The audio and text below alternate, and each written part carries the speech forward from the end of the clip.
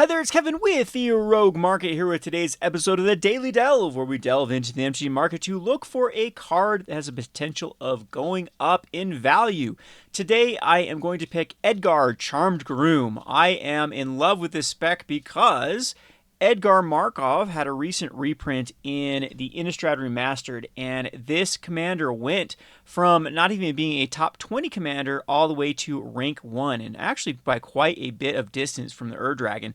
So Edgar Markov decks are being built at a ravenous pace, and one of the best cards that is used in the Edgar Markov that hasn't had a recent, it has been recently printed in Crimson Vow, but you see most of these cards that are in the high synergy have actually had even more recent reprints than Edgar Markov. So the first high synergy card that has a 60% or more build rate or inclusion rate in the Edgar Markov deck is going to be Edgar Charmed Groom. And it is a rare out of Crimson Vow, but we've seen a lot of cards from this time period actually recover very, very quickly. We're in a very, very hot market from everything from sealed to even singles, and especially cards that are out of a commander deck that is very hot right now are spiking in price. So if you go over to TCG Player, the Edgar Charmed Groom is seeing just a really, really ravenous amount of cards being purchased. We have to scroll a couple times, so went from average daily sold of 1 per day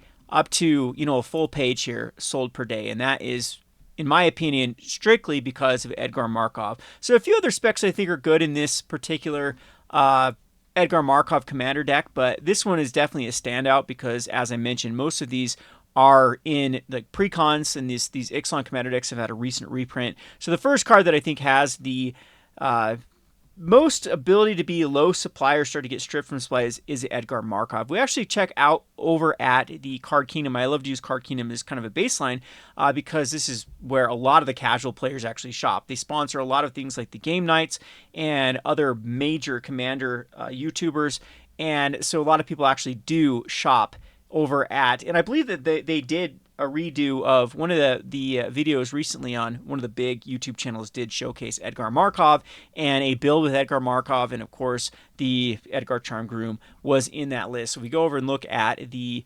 Card Kingdom, you can see they are out of stock every Edgar Markov, and I know that Card Kingdom hasn't had the best supply. They're still overwhelmed like everyone else during this time period for cards, but not one version in stock. When you check out their buy list, they're quite aggressive on these Edgars. So they're paying $1.60 or $2 in store credit.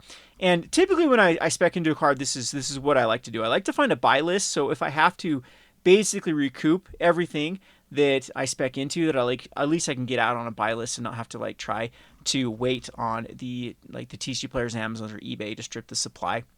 So thankfully, we sell a lot of things locally, so I don't really engage in as much as I used to with flipping cards online.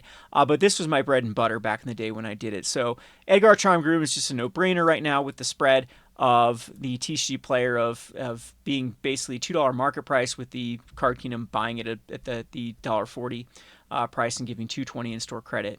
And as you can see, it's actually going to be harder and harder to fill out a cart without the shipping costs really eating into this as well. You can see now where average price is actually getting more up to the 250s than the 222s.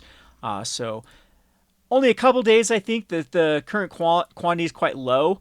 However, there are a billion versions. This is what I hated about this time period, is there's just so many versions of cards. If we go to look at all versions, there's actually even more than this. As you saw, there's like the Dracula version, but these ones are selling quite well too, with like even the showcase or the double feature ones, and the supply is definitely running low on all of these cards. So I'm glad to be back for the Daily Delve. Hopefully we can keep a consistent stream of these. We'll have a lot with Aether Revolt, Aether Drift coming out. I think it's going to spark a lot of cards, especially mounts and basically vehicles, I think. So we're going to take a look at that. So this entire next week, we'll be looking at cards that I think will be going up from Aether Drift.